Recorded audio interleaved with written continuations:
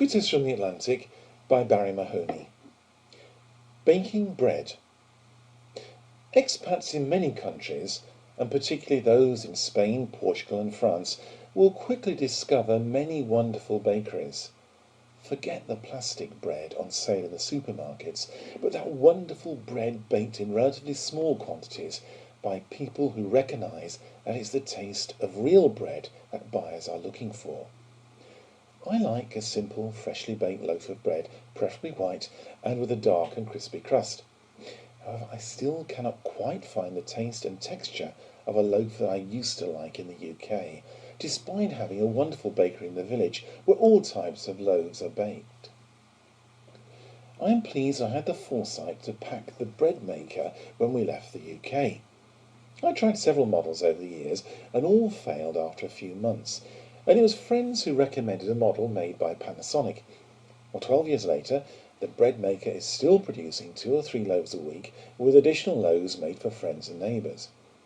The smell of freshly baked bread is one of the most evocative in the world, and it's also to be highly recommended if you're entertaining or trying to sell your property. 2 months ago, our trusty bread maker developed a strange grating noise. 12 years of faithful baking was a reasonable lifespan in an age when planned obsolescence seems to be the norm, and so I ordered a replacement machine from Amazon. A week later, a huge box arrived with a replacement machine, and in many ways the new machine looked very similar and baked a perfect loaf of bread the first time that I used it. Before disposing of the old machine, I gave it a good shake. I heard something click inside, and I felt the need to give it just one more try. I put in all the ingredients, and the 4-hour process began. It now appeared to be working perfectly, with no grating noise. It too made a perfect loaf of bread, just as it always had. So clearly, a good shake was the answer. So now we have 2 bread makers in our house. Some may think it strange or maybe a little obsessive, but I found it to be a real advantage. I can bake 2 loaves of bread at the same time. I can open only 1 packet of yeast and flour without any waste, and the job is done and forgotten for another week.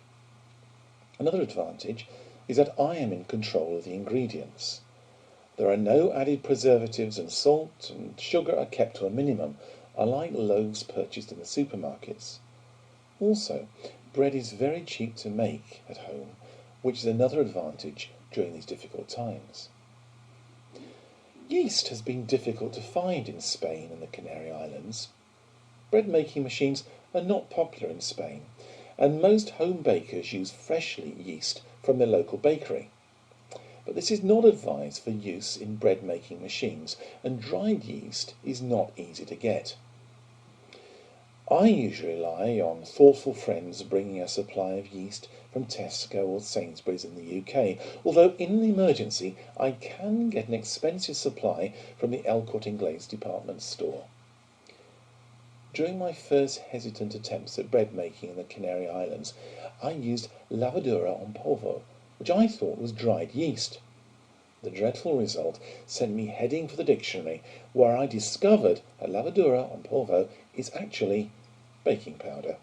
What I really needed was levadura de panadero, which is baker's yeast.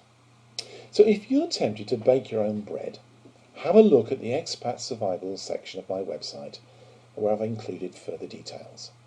Bella, my dog, and I are just off for morning coffee, toast and Marmite.